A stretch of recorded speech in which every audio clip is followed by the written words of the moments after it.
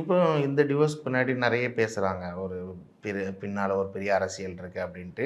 இதுவரைக்கும் விஜய் ரசிகர்கள், தொண்டர்கள் எல்லாமே அண்ணி அண்ணின்னு சொல்லிட்டு இருந்தவங்க நேற்று வரைக்கும் இன்னைக்கு இப்படி எல்லாமே திட்ட ஆரம்பிச்சிட்டாங்க, வசைப்படுறாங்க. இதை எப்படி மேம் பார்க்குறீங்க ஒரு உமனா?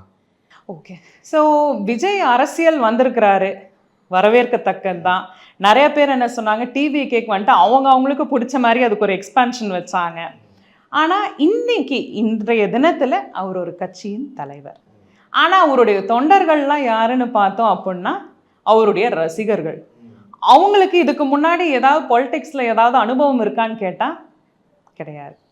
இவருடைய சஸ்டெயினபிலிட்டி எப்படி இருக்க போகுது பாலிடிக்ஸுங்கிறதும் யாருக்குமே தெரியாது.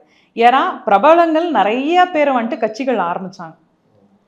ஒருத்தர் 2 பேர் கிடையாது. நமக்கே இன்றைய தினம் வரைக்கும் குறைஞ்சது என்னுடைய ஜென்ரேஷன்லேயே நான் ஒரு 4-5 கட்சிகள் உருவாக்குனது நானே பார்த்தேன்.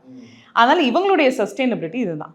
இதில் வந்துட்டு இவங்களுடைய டிவோர்ஸில் ஏதாவது பின்னணி இருக்கான்னு கேட்டால் இன்றைய தினத்தில் இருக்கிற ஆளுங்கட்சியா, எதிர்கட்சியா, இல்லை வேறேனும் 3வது கட்சியாங்கிறது தெரியாது.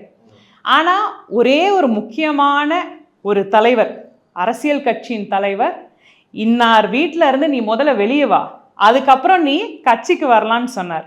அதுக்கு அந்த அம்மா கண்டனமும் தெரிவித்தாங்க. இவர் வந்துட்டு மன்னிப்பும் கேட்டார்.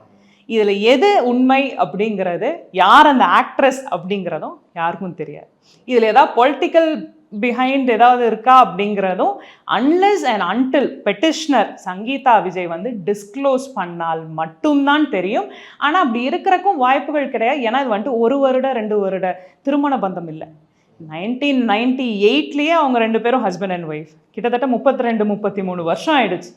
இந்த இதில் ஒருத்தங்க சொல்கிறனால இவங்க டைவர்ஸ் ஃபைல் பண்ணுறாங்களான்னா கண்டிப்பாக கிடையாது. அப்படி இருக்கிறதுக்கு வாய்ப்புகள் ரொம்ப ரொம்ப கம்மி. ரம்ஜானுக்கென்றே பிரத்யேக கலெக்ஷன்கள். ஆசியாவின் மிகப்பெரிய ஜவுளி சாம்ராஜ்யம் தி சென்னை சில்க்ஸ்.